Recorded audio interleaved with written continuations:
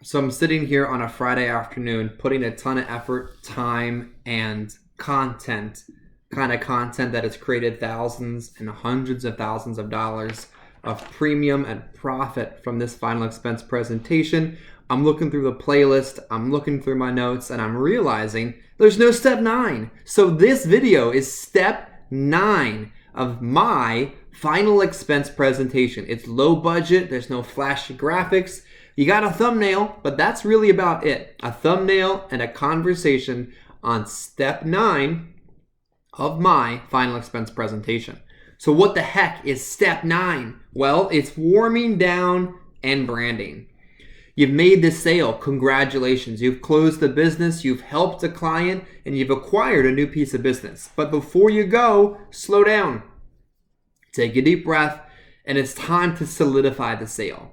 You've submitted the application. At this point in time, you're going to go over the brochures, the leave behinds, the critical bit of information you're going to give that person about the intangible life insurance they've just purchased. That's right. You sell something they're never going to use. You sell something that you intend for them to pay for the rest of their life that they're never going to do anything with. You sell peace of mind. So for the love of whatever deity you pray to, you make sure you solidify the sale, because all they're going to get is a stack of paper in the mail and some peace of mind right here. So step 9 is warming down, branding, and leaving on a good note. Well, not leaving yet. There's step 10, which is the cross-sale question, but let's focus on step 9. So you've closed the sale. You want to get out a brochure, a folder, the freaking material the carrier sends you for free, and give it to them. Explain to them what they've purchased. Build credibility in the carrier you've selected for them. Review the fact that they have a whole life policy. The rate's never going to go up, Miss Johnson. The benefits are never going to go down. The policy builds cash value. And if you ever have any questions, concerns, or compliments, give me a call or text and I'll be happy to help you. Go over it. Make sure they understand it. Here's a couple other tricks you can use.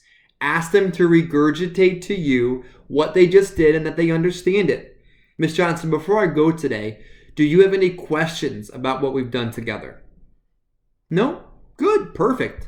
Before I go today, Miss Johnson, real quick, any concerns or complaints about what we've done together? If they have any, answer them. I know you might be thinking to yourself, I'm going to talk them out of buying. I need this application to pay the light bill. I need to get the hell out of the door and get into my next appointment. You need to solidify what you have first. And if you walk out of the door and they already have doubt, they're not going to keep it no matter how desperate you are. Take the time to build out step 9, warming down and branding. Here's a couple other ones you can do.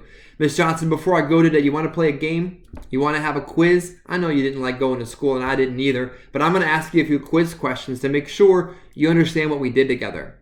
What kind of insurance did you get? Whole life or term? Whole life, perfect. How much in coverage did you get? $15,000, outstanding. About how much a month did you agree to pay? $72.50, perfect. If you have any questions, what do you do? Good.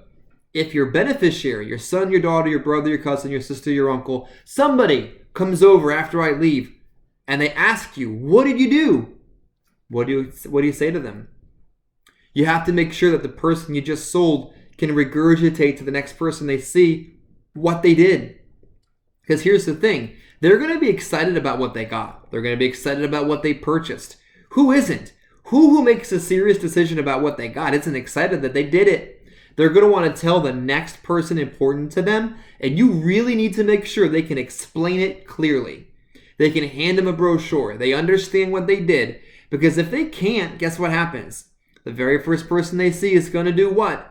Create doubts, talk trash, get them thinking they did something wrong. Maybe not all the time, but it's a risk and it's a thought that I believe. So I want to make sure before I go, they understand what they purchased. I also do something that many people I don't think do. I leave a business card magnet on their fridge. I mark my territory. Yes, I want to check the fridge when I get in the door to see who else is there. And I want to leave myself there so that every time they go into their fridge, they think about this. And every time they think about getting more coverage, they call me. Anytime someone in the family thinks to themselves they need insurance, they call me. Leave a business card magnet on the fridge, mark your territory, brand warm down, and then step 10, coming up soon, the cross-sale question. Thanks for watching.